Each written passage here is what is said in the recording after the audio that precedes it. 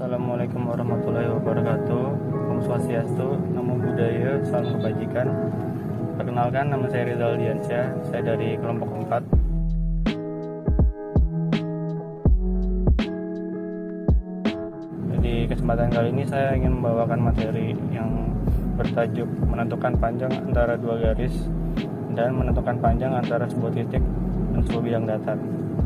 Yang pertama ada jarak antara dua garis. Jarak antara dua garis maksudnya berapa jauh lokasi antar garis.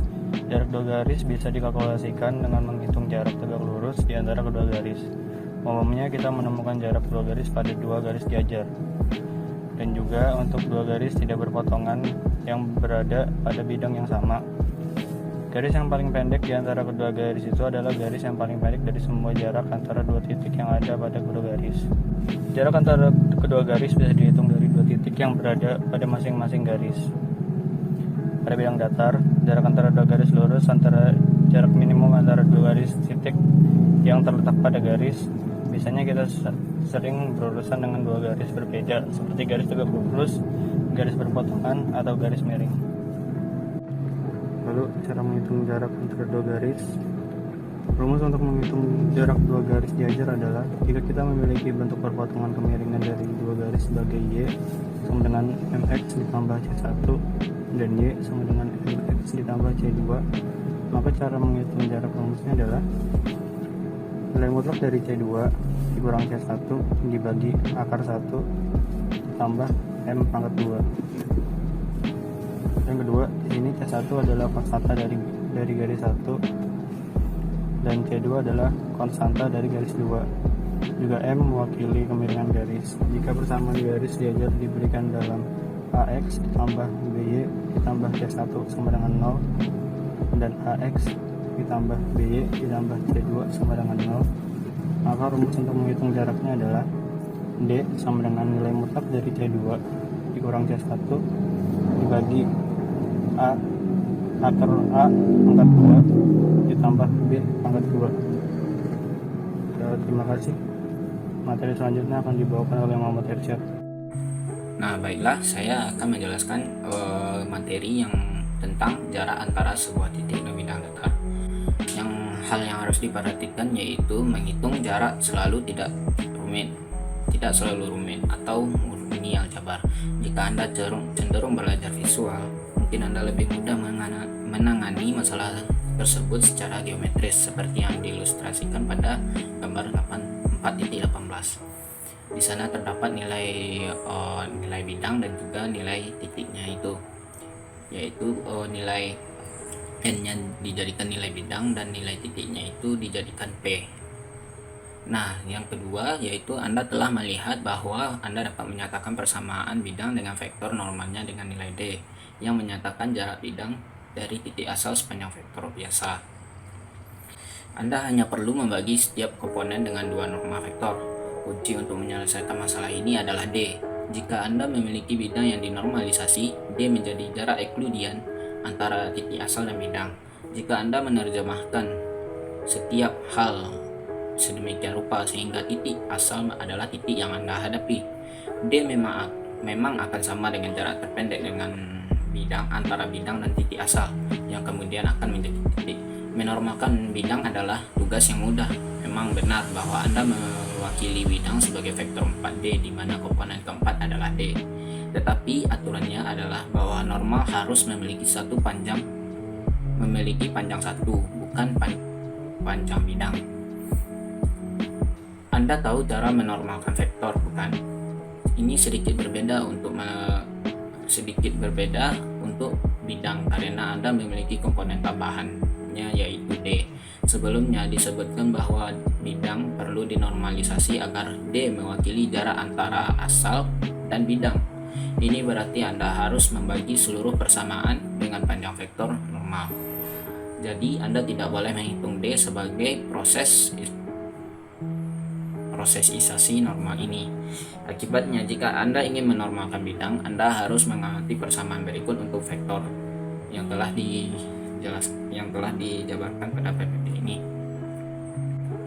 Selanjutnya, jadi apakah persamaan fungsi X, Y, Z yang akan mengambil seluruhnya dan menerjemahkan ke simpul? Sekarang Anda ingin menerjemahkan seluruhnya sedemikian rupa sehingga asal menjadi posisi simpul. Anda akan melihat prinsip-prinsip terjemahan secara lebih mendalam di bab berikutnya, tetapi untuk persamaan sepele ini bisa menyelesaikan masalah Anda. Yang harus Anda lakukan adalah menambahkan titik ke semua variabel titik x, y, z, atau bisa juga Anda menambahkannya dengan titik ABC atau DEF, terserah. Dan seperti diilustrasikan pada gambar 4.19 dan 4.20 yang ada di halaman selanjutnya. Jadi untuk titik sembarang ini, yaitu titik x, y, z, Anda harus menghitung nilai x bidang p nya, bidang px nya, dan juga nanti nilai bidang py nya, dan juga bidang pz nya. Anda harus melakukan yang harus Anda lakukan pada titik ini adalah menambahkan titik p dari setiap titik variabel lain, dan Anda akan memperoleh jarak antara titik dan bidang datar hanya mengisolasi D dengan asumsi bahwa vektor n sudah dinormalisasi. Logikanya berikut terjadi yang sudah dijabarkan di PPT ini. Nah, untuk nilai bidang n ini kita nilai x-nya itu dikalikan dengan titik px-nya, dan juga bidang y-nya, nilai bidang y-nya juga kita samakan rumusnya dengan nilai bidang x-nya tadi sampai z. Nah, habis itu diakhiri dengan ditambahin d sama dengan 0. Habis itu kita pisahkan semuanya dengan mengeluarkan nilai bidang n-nya, dan juga karena di setiap pertambahan atau penjumlahan ada nilai bidang n dan nilai bidang x, y, z, atau nilai bidang x, y, z, maka kita keluarkan nilai bidang tersebut, dan di dalam kurungnya itu kita tinggalkan nilai x, y, z, dan juga d ditambah nilai bidang n dikali p dikali titik poin. Selanjutnya terjadi di halaman berikutnya, yaitu gabungkan semua suku untuk menghitung nilai d akhir. Jarak antara simpul Anda p dan bidang datar Anda d sama dengan d ditambah n kali p. Perhatikan nilai bidangnya 1, 2, 3, 4 dan titik 3, 2, 1. Mari kita hitung jarak terkecil antara dua elemen. Nah, yaitu dengan memasukkan nilai bidang x, y, z dan nilai d nya itu 4.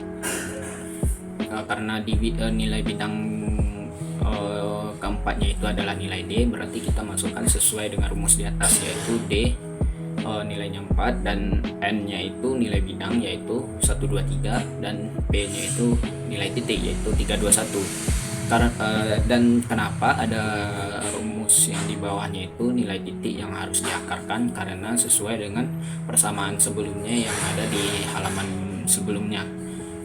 Nah, habis itu kita kalikan dengan nilai x dengan nilai x, bidang x dengan titik x, dan bidang y dengan titik y, terus habis itu bidang z dengan titik z, yaitu jadinya hasilnya pertambahannya akan menjadi 4 tambah 3 tambah 4 tambah 3 per akar 14. Akar 14 ini karena titik yang di bawah itu harus diakarkan dan harus ditambahkan semuanya, dan di hasil akhirnya juga diakarkan. Nah, itulah mendapatkan hasil akar 14. Selanjutnya kita mendapatkan hasil akhir yaitu 21 per akar 14. Sekian dulu untuk materi ini. Kalau ada salah mohon dimaafkan. Saya akhiri dengan assalamualaikum warahmatullahi wabarakatuh.